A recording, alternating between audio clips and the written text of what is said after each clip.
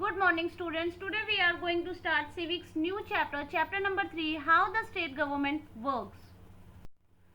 Topics to be covered are whose responsibility, who is MLA, what is constituency, chief minister and governor.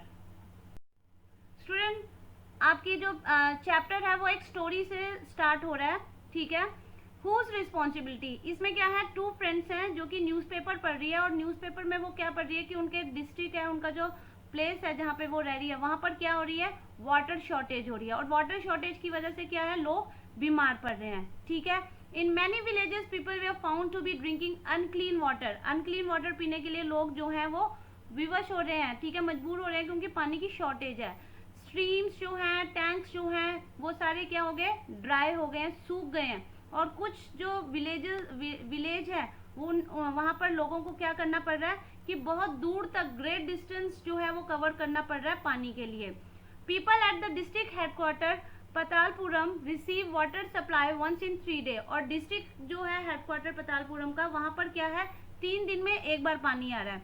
The district hospital here is overflowing with patients, जिसकी और पानी की shortage और unclean पानी पीने की वजह से क्या हो रहा है, पेशेंट्स जो है वो इंक्रीज हो रहे हैं. चिल्ड्रन में डायरिया जो है वो फैल रहा है.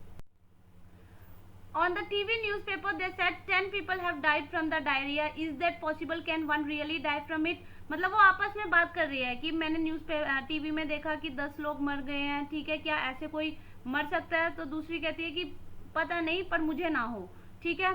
फिर रास्ते में वो इन आफ्टरनून जब वो वापस घर की तरफ आती है तो एक लेडी पुलिस जो है, कांस्टेबल जो है, वो उनको रोकती है और वो क्या कहती है कि this road is block due to the rally they have घेराउंड द एमएलए's रेजिडेंस. अब आपको एक न्यू वर्ड आया, एमएलए, ठीक है. वो उसे क्या बताती है कि यहाँ पर क्या है, रैली है और लोगों ने क्या किया हुआ है, एमएलए रेजिडेंस मतलब एमएलए के घर को क्या किया हुआ है, घेराव किया हुआ है, ठीक है. और वो पूछती है कि क्या एमएलए ने कुछ गलत किया? तो वो कहते हैं कि लेडी कांस्टेबल उन्हें क्या जवाब देती है कि नहीं, उसने कुछ नहीं किया. नहीं किया का मतलब क्या है कि जो पानी की कमी हो रही है, लोग बीमार पड़ रहे हैं, डायरिया फैल रहा है, उसका कोई उसने स्टेप नहीं उठाया, ठीक है.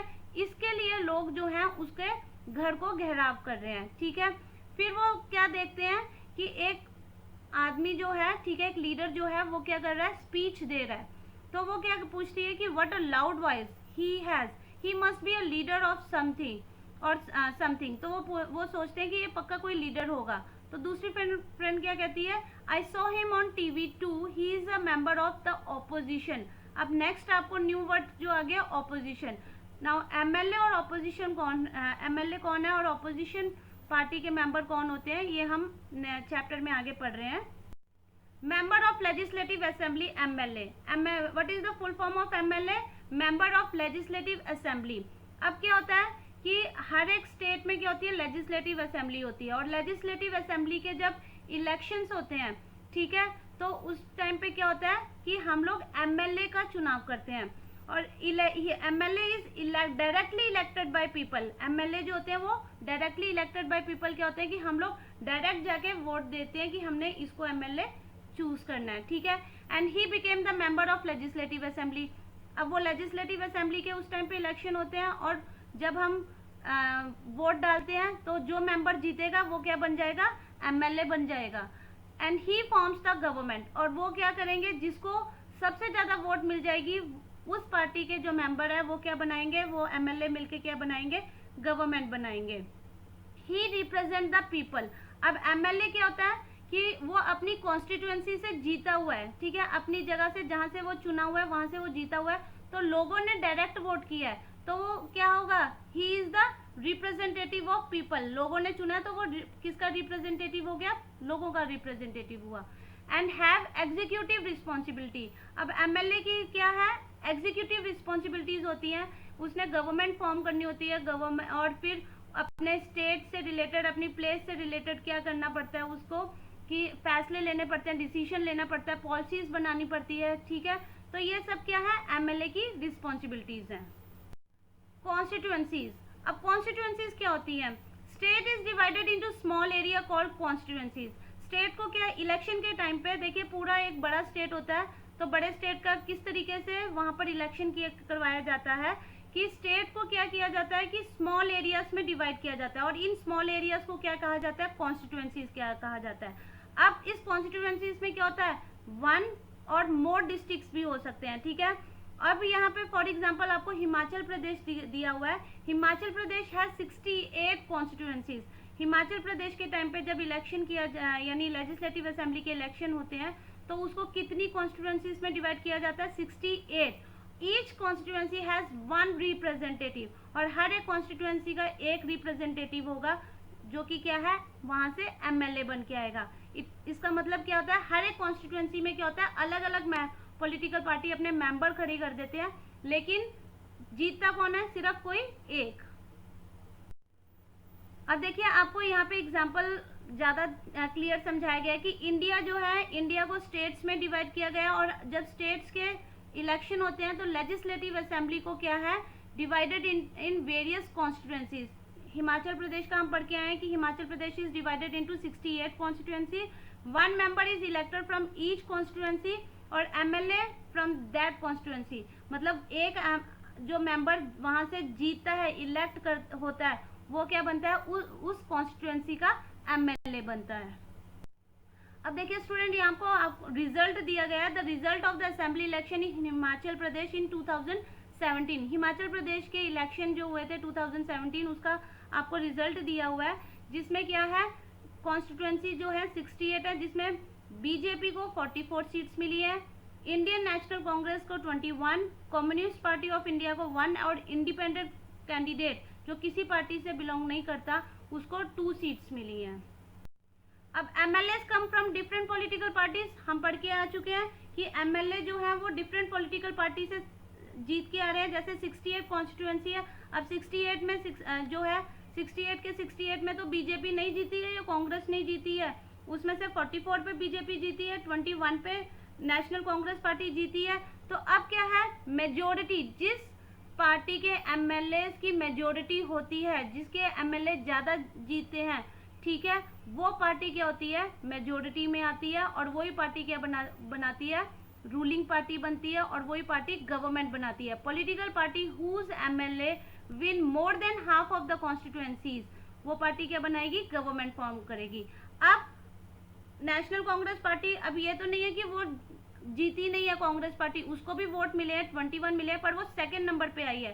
तो ऑल द अदर पार्टीज, मतलब जिसको मेजोरिटी मिल गई उसने गवर्नमेंट फॉर्म कर ली, और जो बाकी पार्टीज रह गई वो क्या बनेंगी, ऑपोजिशन, ठीक है। ऑपोजिशन, जैसे आप इंग्लिश में ऑपोजिट वर्ड करते हो ना, ठीक है, तो यही ऑपोजिशन है, वो क्या होंगे, उसके विरोध में होंगे, ठीक है। और वो उनका काम क्या होगा, गवर्नमेंट को ब्लेम करते रहना, गवर्नमेंट को क्रिटिसाइज करते रहना। वो देखते हैं कि गवर्नमेंट कहीं कुछ गलत काम तो नहीं कर रही है, ठीक है। जब वो कुछ गलत काम कर रही है या कुछ डिसीजन लेती है, पॉलिसीज बनाती है, तो वो उससे क्वेश्चन पुट करती है कि ये हमारे देश के लिए सही है कि नहीं, ये किस तरीके से है।